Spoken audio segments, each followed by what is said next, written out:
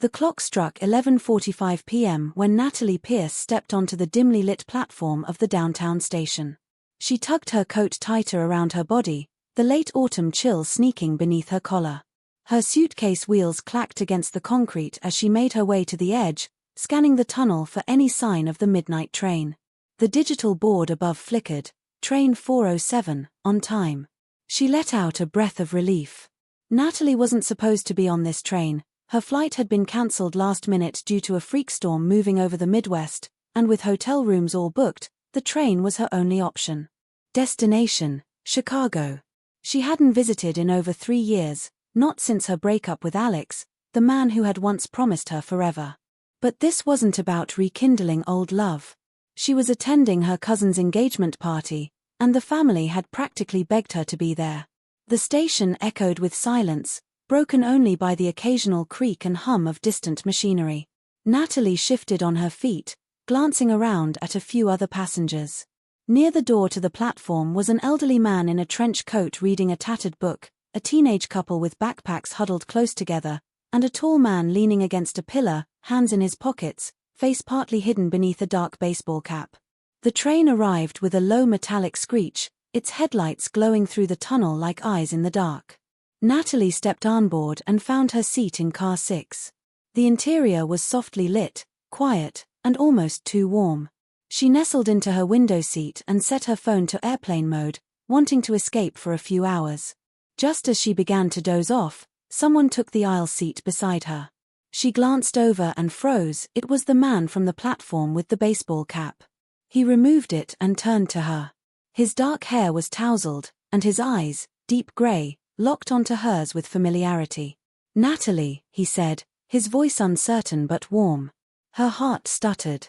"Ethan," she whispered, barely believing it. Ethan Clark, her high school friend and once college roommate's older brother, the guy she had shared late-night talks with, gone on one impulsive road trip with, and then lost contact after he moved to Seattle for work. Seeing him here on this train at midnight was beyond coincidence. "What are you doing here?" she asked, her voice a mix of surprise and a smile she couldn't suppress. He shrugged. "Heading to Chicago for a project pitch. Was supposed to fly, but the storm." She laughed lightly. "Same here." They sat in silence for a beat, both unsure of how to pick up years of distance. Natalie turned her gaze out the window, the city lights blurring as the train began to move. But the silence didn't last long. Ethan shifted in his seat to face her. "You still drink hot chocolate with too much whipped cream?" he asked. She laughed again. "Guilty. And you still put pepper on your popcorn?" "Every time." He grinned, and just like that, the years seemed to melt away. They talked about everything, where life had taken them, careers, relationships, regrets. Natalie learned that Ethan had started his own design firm and traveled often but still felt something missing.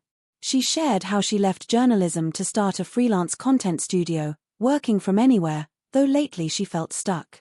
As the train sped through the darkness, the hours passed unnoticed. Their laughter filled the quiet car, low and genuine, and there was a warmth between them that wasn't just the cabin heat. Around 2 a.m., the train made a brief stop at a sleepy town. Most passengers were asleep, some snoring softly, others lost in movies or books. Natalie stood to stretch her legs, and Ethan offered to walk with her to the cafe car. The hallway was narrow, the overhead lights dim, their shoulders brushed as they walked. They found 2 stools near the tiny counter. A sleepy attendant handed them 2 cups of cocoa, and Ethan insisted on extra whipped cream for her. She teased him for remembering such a small detail. He smiled. "Some things you don't forget," he said, looking at her in a way that made her heart skip. They sat sipping their drinks, the world outside a blur of black trees and passing signals. Somewhere between one laugh and the next, his hand touched hers on the counter, tentative at first, then deliberate. She didn't pull away. "I used to think about calling you," he admitted, eyes on their hands. "Why didn't you?" he sighed. "Timing, fear. I told myself you'd moved on, that maybe I just imagined it all that night on the beach, the way we looked at each other." "You didn't imagine it," she said barely above a whisper.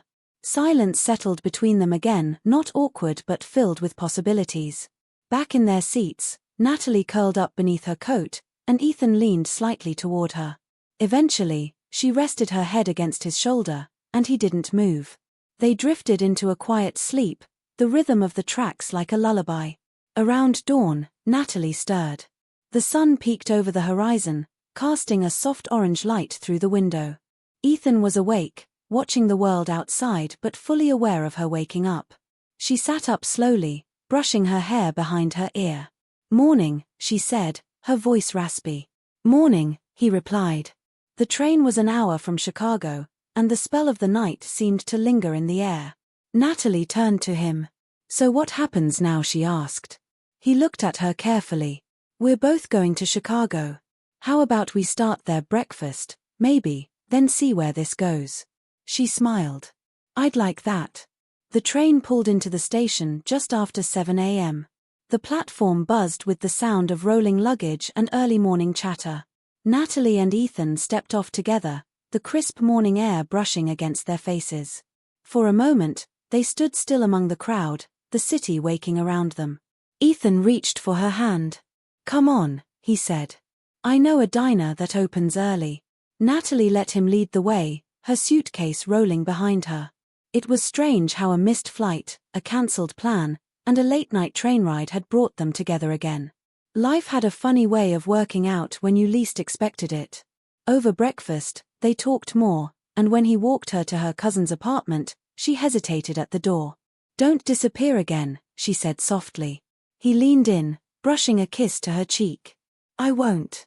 You'll be seeing a lot more of me." And she did.